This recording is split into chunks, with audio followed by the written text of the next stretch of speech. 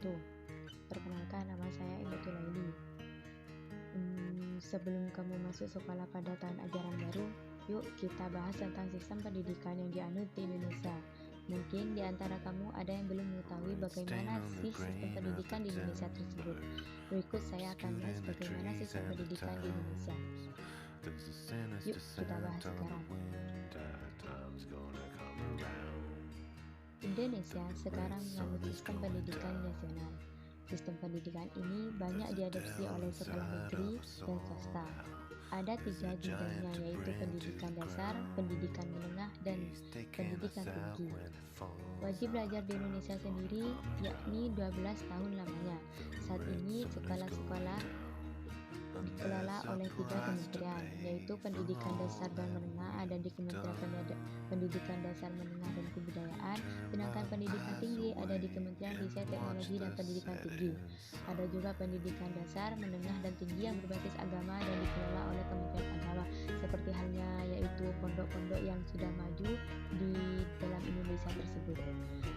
Sistem pendidikan ini berupaya untuk memberikan pengetahuan akademis, mengasah keterampilan, serta membina sikap positif setiap siswa sejak dasar. Namun sistem pendidikan nasional masih belum dapat dilaksanakan sebagaimana mestinya. Ada beberapa sistem di Indonesia yang telah dilaksanakan, diantaranya yaitu nomor 1, yaitu sistem pendidikan Indonesia yang berorientasi pada nilai. Sistem pendidikan ini telah diterapkan sejak sekolah dasar. Di sini peserta didik diberi pengajaran kejujuran, tentang rasa, disiplin, dan lain sebagainya. Nilai ini disampaikan melalui pelajaran PKN, bahkan nilai ini juga disampaikan di tingkat pendidikan menengah dan pendidikan tinggi. Usia balita dan kanak-kanak adalah masa yang paling menyenangkan bagi seorang anak, karena di waktu itu mereka dapat belajar banyak hal sembari bermain. Namun di Indonesia, mengenal pendidikan sejak dini sudah mulai diterapkan. Bahkan ada yang masih dalam masa balita, seperti memasukkannya pada playgroup dan taman kanak-kanak sampai dengan pemberian kursus privat. Yang nomor 2 yaitu Indonesia menganut sistem pendidikan terbuka. Menurut sistem pendidikan ini, peserta didik dituntut oleh dapat bersaing dengan teman, berpikir kreatif dan inovatif. Pembelajaran sistem terbuka menempatkan siswa sebagai fokus dari segala proses belajar dan proses mengajar. Siswa berinisiatif dan bertanggung jawab terhadap pengelolaan proses belajarnya. Mereka dapat menentukan apa yang sekarang dipelajarinya. Mereka dapat belajar di mana saja, kapan saja, dengan cara bagaimana saja, menggunakan apa saja, dan mereka sendiri dapat mengukur kinerja mereka bila mana diperlukan dan dikehendaki. Yang ketiga yaitu sistem pendidikan beragam. Di Indonesia terdiri dari beragam suku, bahasa, daerah, budaya, dan lain sebagainya, serta pendidikan Indonesia terdiri dari pendidikan formal, non-formal, dan informal.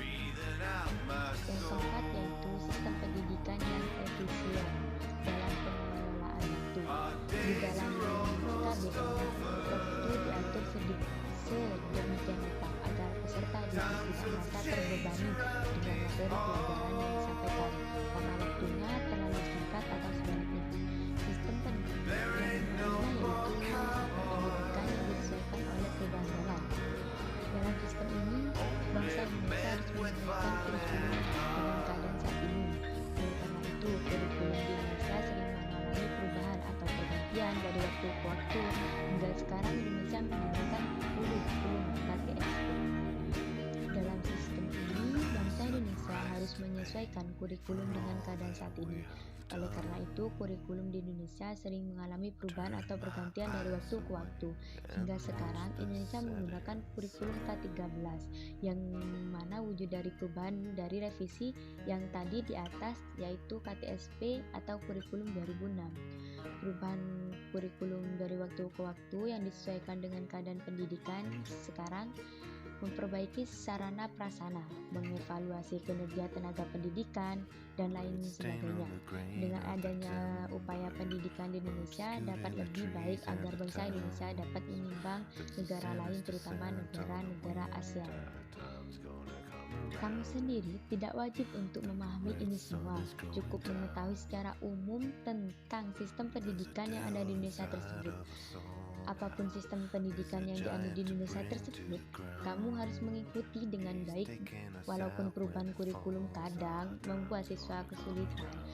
Yang dulunya KTSP atau kurikulum 2016 dan sekarang diubah menjadi KTSP atau kurikulum 2013 atau K13, membuat siswa harus aktif, di mana siswa harus aktif, kreatif, dan inovatif. Siswa tidak hanya mendapatkan ilmu dari sekolah, tetapi bisa dari media-media lain, misalnya di bimbingan belajar online yang sedang tren sekarang di Indonesia, karena bisa memudahkan siswa dalam mendapatkan ilmu hanya dengan membuka laptop tanpa harus pergi ke tempat les. Nah, itulah sistem pendidikan yang dianut di Indonesia. Selebihnya, saya minta maaf. Assalamualaikum warahmatullahi wabarakatuh.